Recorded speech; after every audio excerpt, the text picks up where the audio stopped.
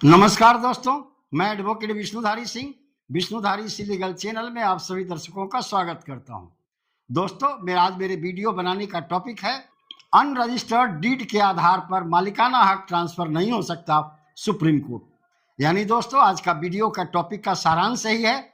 Honourable supreme court ने कहा कि संपत्ति हस्तांतरण के जितने भी डीड होंगे उन सभी डीड को रजिस्टर्ड होना अनिवार्य है। दोस्तों, आइए समझते हैं पहले इस पर कानून क्या कहता है और कानून के बाद ऑनरेबल सुप्रीम कोर्ट का लेटेस्ट जजमेंट क्या है। दोस्तों, सबसे पहले हम कानून के लिए देखेंगे इंडियन रजिस्ट्रेशन एक्ट के सेक्शन 17 को। इंडियन रजिस्ट्रेशन एक्ट के सेक्शन 17 यह प्रावधान करती है कि अगर कोई भी अस्थावर संपत्ति जो 100 रुपए से अधिक मूल्य की हो, उसके ट्रांसफर के लिए यानी उसके हस्तांतरण के लिए, उसके मालिकाना हक के हस्तांतरण के लिए रजिस्टर्ड डीड का होना जरूरी है। दोस्तों, इसी प्रकार ट्रांसफर ऑफ प्रॉपर्टी एक्ट का धारा 54 में सेल की परिभाषा दी गई है, विक्रय की। ट्रांसफर ऑफ प्रॉपर्टी एक्ट की धारा 54 यानी section 54 of transfer of property act यह प्रावधान करती है किसी भी अस्थावर संपत्ति का विक्रय जो है किसी निबंधित दस्तावेज पर ही हो सकता है, एक्सेप्ट पार्टीशन, माने पार्टीशन को छोड़ करके, पारिवारिक व्यवस्था और बंटवारा को छोड़ करके। तो दोस्तों, आज आइए हम देखते हैं कौन कौन से वह दस्तावेज हैं जो रजिस्टर्ड होना जरूरी है और कौन कौन से वह दस्तावेज हैं जो अनरजिस्टर्ड होने के बावजूद भी मालिकाना हक ट्रांसफर हो जाता है। कानून तो मैंने आपके समक्ष रख दिया। अब आते हैं ऑनरेबल सुप्रीम कोर्ट के जजमेंट पर। इस जजमेंट का टाइटल है दोस्तों रमेश चंद्रा वर्सेस सुरेश चंद्र। 11 मार्च 2025 को ऑनरेबल सुप्रीम कोर्ट ने अपना जजमेंट सुनाया। सिविल अपील नंबर है दोस्तों 6377 ऑफ 2012, 6377 ऑफ 2012। दोस्तों, ये केस बहुत पुराना था लेकिन इसका जजमेंट 2025 में हुआ। इस केस का रिलेवेंट पारा है दोस्तों, जो सुसंगत पारा है, पारा नंबर 11, पारा नंबर 24 से पारा नंबर 31 तक। अगर अनरजिस्टर्ड दस्तावेज के आधार पर कोई संपत्ति ट्रांसफर की गई है, वह हस्तांतरण अवैध है, वो शून्य है। ऑनरेबल सुप्रीम कोर्ट ने इस जजमेंट में अपना निर्णय सुनाते हुए कहा कि किसी भी अस्थावर संपत्ति के हस्तांतरण के लिए रजिस्टर्ड दस्तावेज होना जरूरी है, यानी निबंधित दस्तावेज होना जरूरी है। बिना निबंधित दस्तावेज के कोई भी हस्तांतरण या कोई भी मालिकाना हक का ट्रांसफर अवैध है, शून्य है। इसी केस में अपना जजमेंट सुनाते हुए पारा नंबर 24 में ऑनरेबल सुप्रीम कोर्ट ने कहा कि जीपीए, एग्रीमेंट टू सेल इत्यादि के आधार पर संपत्ति हस्तांतरित नहीं की जा सकती। दोस्तों, जैसा कि आप जानते हैं, आम जनता के अंदर में जो भूमि माफिया होते हैं वो खास करके आपसे एग्रीमेंट टू सेल बनवा लेंगे, संपत्ति का बेबयाना प्रपत्र बनवा लेंगे और आपसे एक जीपीए ले लेंगे, जनरल पावर ऑफ अटर्नी जिसे कहते हैं दोस्तों, और इसके आधार पर आपकी संपत्ति हड़पने का वो प्रयास करते हैं।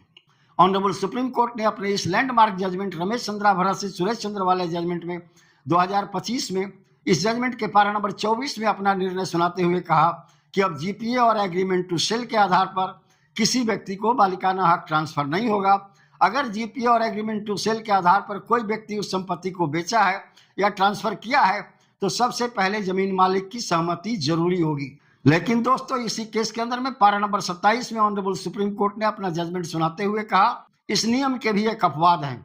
अपवाद कौन सा है दोस्तों? पारिवारिक समझौता में अगर परिवार के अंदर में आपसी समझौता के आधार पर या म्यूचुअल पार्टीशन के आधार पर कोई संपत्ति का बंटवारा हुआ है या कोई परिवार अपना संपत्ति की अपना हक किसी के प्रति छोड़ दिया है, ऐसी परिस्थिति में वो रजिस्टर्ड दस्तावेज होना जरूरी नहीं है। और यह अनरजिस्टर्ड पार्टीशन डीड भी जो है इसके द्वारा भी संपत्ति का हस्तांतरण वैध है।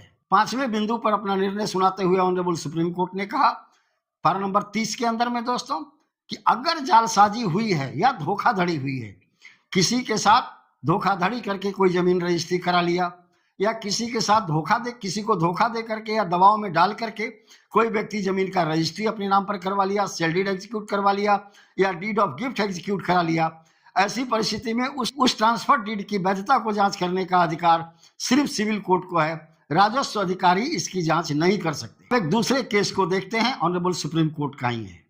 केस का टाइटल है दोस्तों सूरज भाट वर्सेस फाइनेंस कमिश्नर। इसका सिविल अपील नंबर है दोस्तों 1971 ऑफ 2007, यानी दोस्तों 1971 ऑफ 2007। इस केस का पारा नंबर 8 और पारा नंबर 9 रिलेवेंट है। 16 अप्रैल 2007 को इस पर फैसला ऑनरेबल सुप्रीम कोर्ट ने सुनाया था। इस जजमेंट के पारा नंबर 8 में ऑनरेबल सुप्रीम कोर्ट ने कहा कि संपत्ति का हस्तांतरण सिर्फ और सिर्फ रजिस्टर्ड डीड पर ही वैध है, अन्यथा वो अवैध है एक्सेप्ट पार्टीशन डीड को छोड़कर। इस केस में भी ऑनरेबल सुप्रीम कोर्ट ने कहा था दोस्तों कि जीपीए और एग्रीमेंट टू सेल के आधार पर संपत्ति का हस्तांतरण नहीं किया जा सकता। इसी केस में ऑनरेबल सुप्रीम कोर्ट ने पारा नंबर 9 में अपना फैसला सुनाते हुए कहा कि संपत्ति का हस्तांतरण यानी मालिकाना हक का हस्तांतरण तब वैध होगा जब रजिस्टर्ड डीड हो और साथ ही साथ उस संपत्ति का कब्जा क्रेता को, खरीदार को दे दिया गया हो। अगर कब्जा नहीं भी दिया गया हो, वैसी परिस्थिति में वह रजिस्टर्ड डीड भी जो है संदेह के अंदर में है और विक्रेता उस डीड को कभी भी कैंसिल करा सकता है। यानी इसी केस के अंदर में सूरजभान वर्सेस फाइनेंस कमिश्नर वाले केस के अंदर में ऑनरेबल सुप्रीम कोर्ट ने कहा अगर विक्रय सही है तो क्रेता को चाहिए कि जिस समय डीड की रजिस्ट्री हुई यानी ट्रांसफर डीड की रजिस्ट्री हुई उसी समय उस खरीदी हुई संपत्ति पर कब्जा ले ले। अगर कब्जा उसे नहीं मिला यानी ट्रांसफर डीड और कब्जा दोनों नहीं मिला, दोनों में कोई एक नहीं मिला, ऐसी परिस्थिति में ऐसा हस्तांतरण शून्य है। दोस्तों, इस प्रकार आप देख रहे हैं कि आज के वीडियो का टाइटल भी यही था, अनरजिस्टर्ड डीड के आधार पर ट्रांसफर शून्य है, अवैध है। दोस्तों, इस पर कानून क्या कहता है? और दोस्तों, इस बिंदु पर ऑनरेबल सुप्रीम कोर्ट का लैंडमार्क और लेटेस्ट लैंडमार्क जजमेंट है सूरजभान वर्सेस फाइनेंस कमिश्नर का, जो 2007 में ऑनरेबल सुप्रीम कोर्ट के द्वारा 1971 साइटेशन नंबर में पारित किया गया।